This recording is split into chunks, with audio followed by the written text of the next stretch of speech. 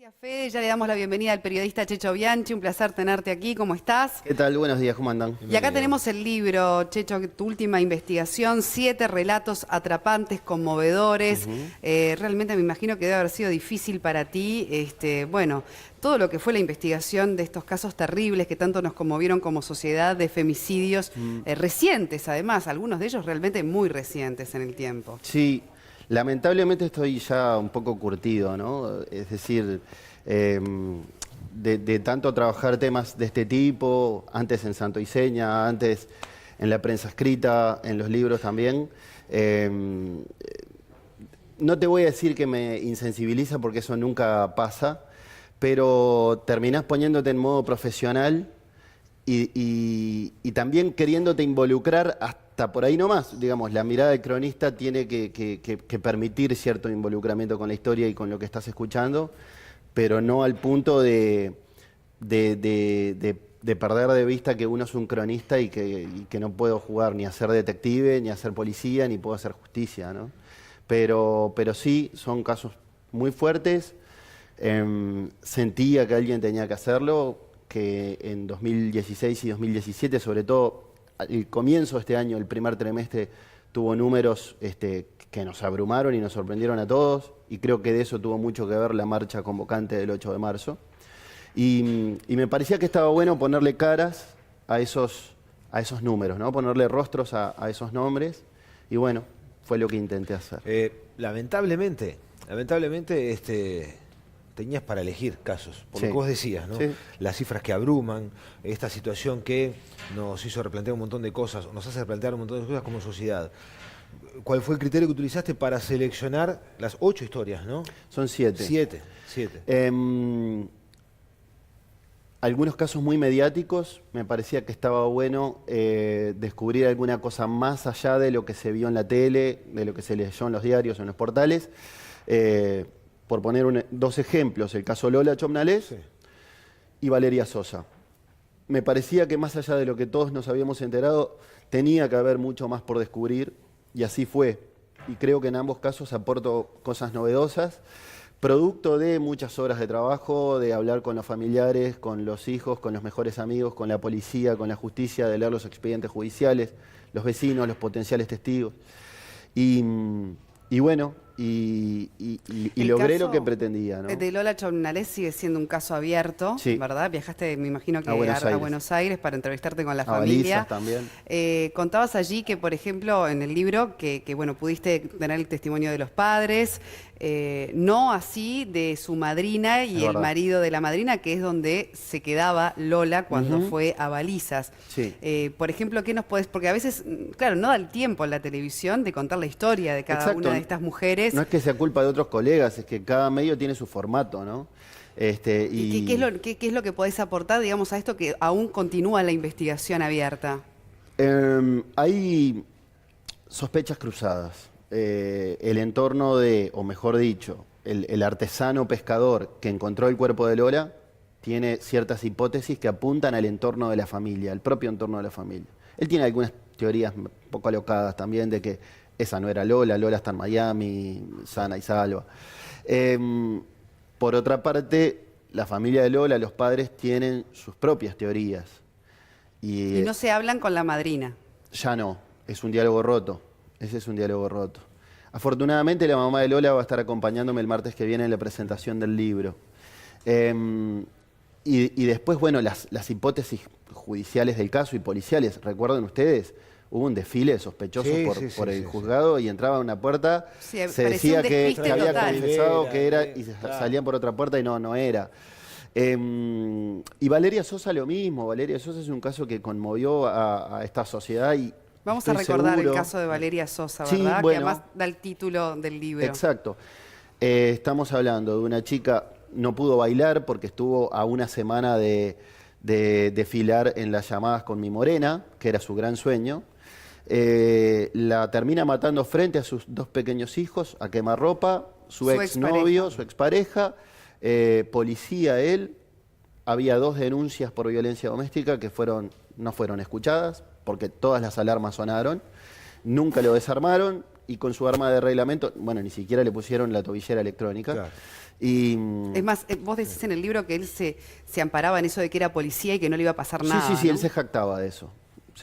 Cuando de hecho hay un protocolo que Totalmente. no se cumplió. Sí, no se cumplió. En el Ministerio del Y Interior. reconocido por el ministro Bonomi. Por el propio ministro.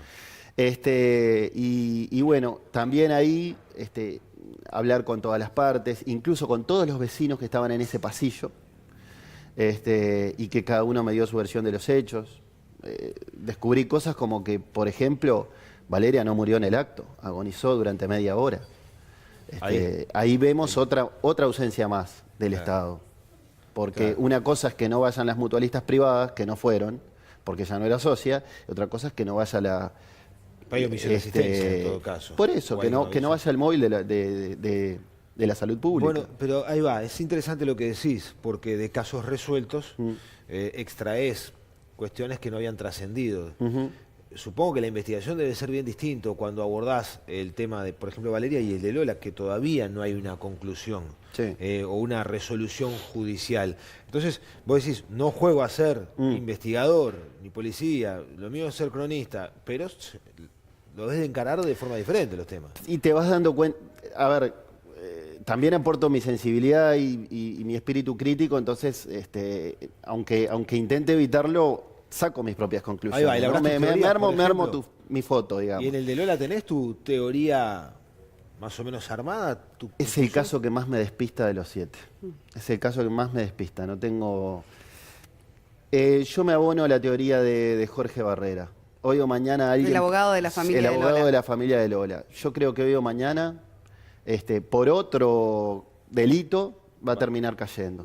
Porque al haber un banco de ADN... Claro.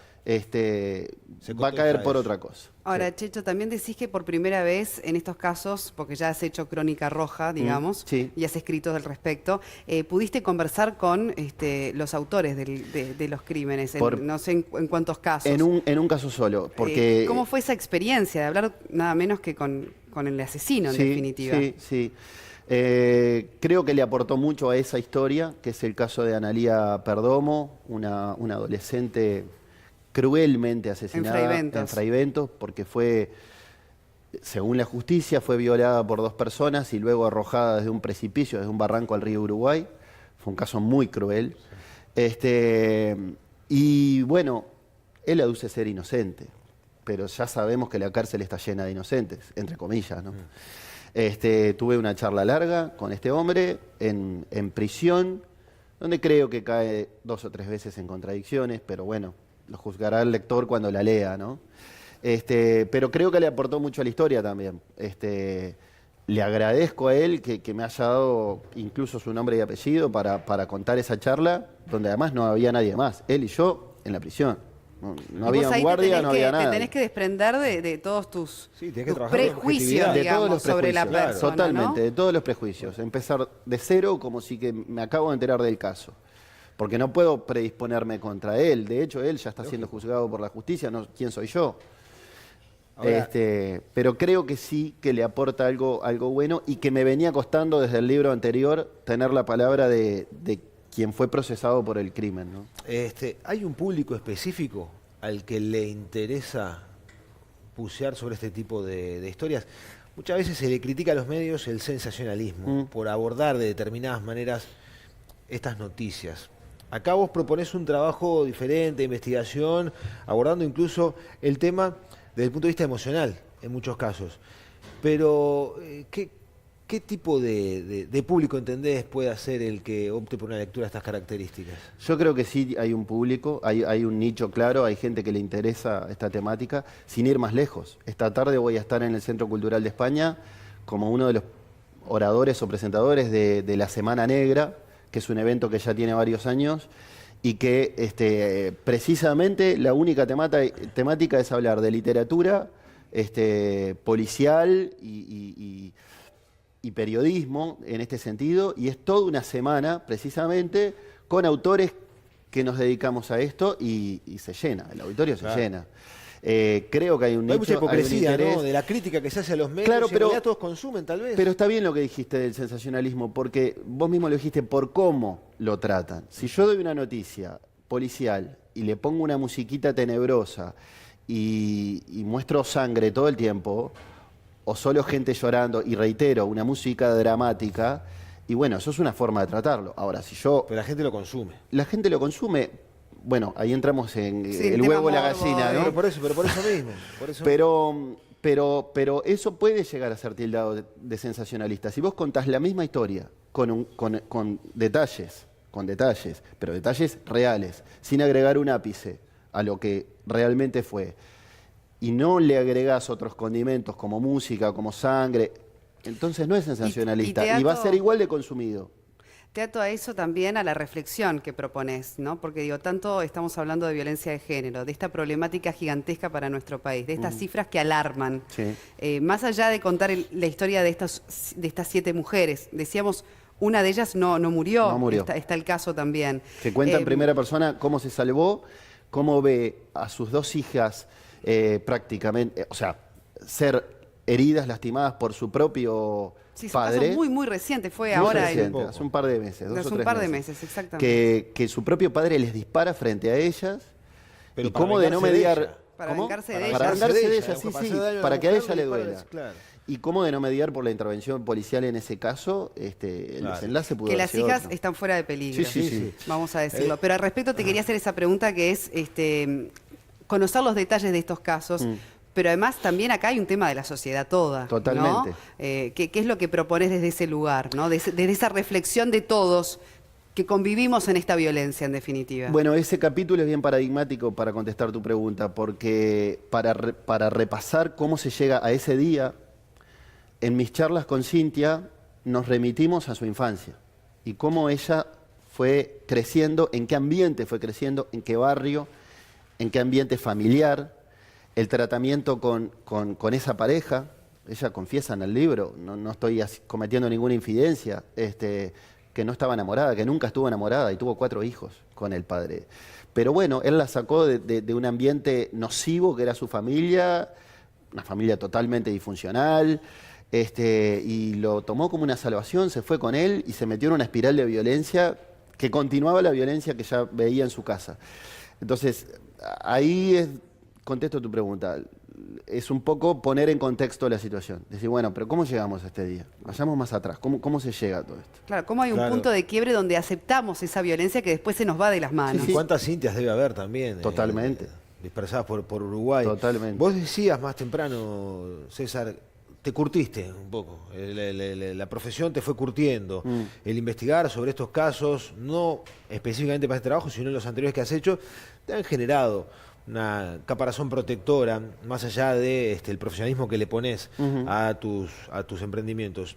Pero ¿hubo alguno de los casos que vos aquí comentás y desarrollás que te haya conmovido especialmente, que en algún momento de la investigación, el desarrollo del trabajo, te haya hecho flaquear en algo esa fortaleza que mostrás a la hora de desarrollar el trabajo? Sí, 2. En el libro anterior era muy claro, cuando me hacían esa pregunta era muy clara la respuesta. Los casos que involucraban niños me choqueaban más. Y eso que no soy padre. Me imagino que si fuera padre mucho más, con mucha más razón. Pero cuando había niños en el medio o fallecían niños, era algo que me costaba. Ponele, si era de mañana y tenía que ir a almorzar, suspendía el almuerzo, comía varias horas después porque me quitaba el hambre. En este caso, el caso de Cintia involucra a niñas. O sea, todavía no me cabe en la cabeza cómo el padre puede dispararle a sus dos hijas. Sí, no hijas de ella, hijas de él mismo. Claro. Entonces no termino de entenderlo.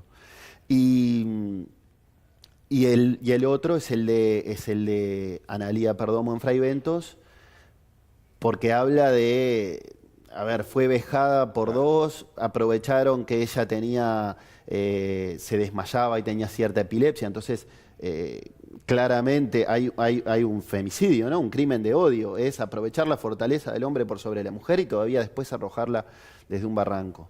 Esos fueron los 2 casos. ¿Conociste a las hijas de Cintia? Sí.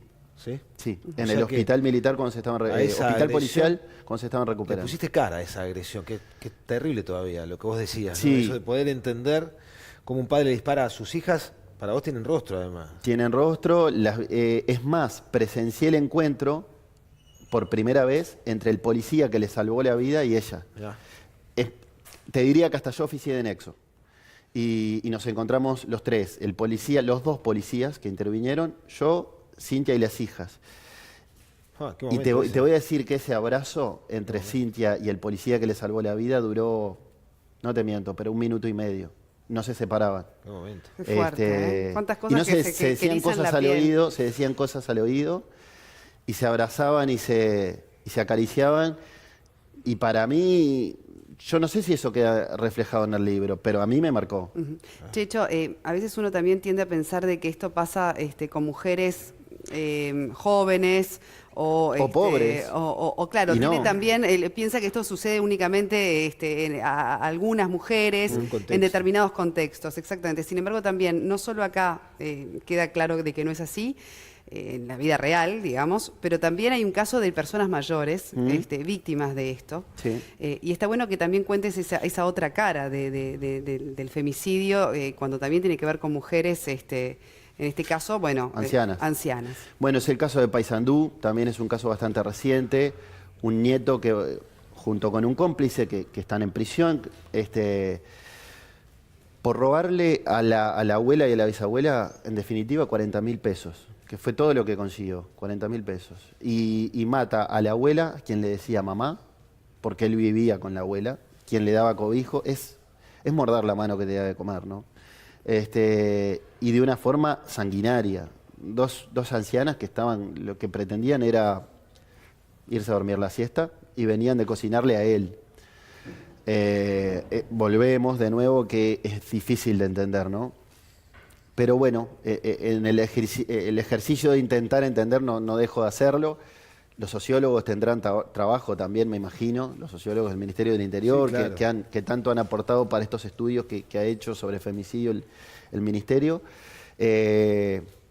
Pero sí, es algo que no terminas de entender. ¿Cómo quien te da protección, te da techo, te da cobijo, termina siendo traicionado por, Bueno.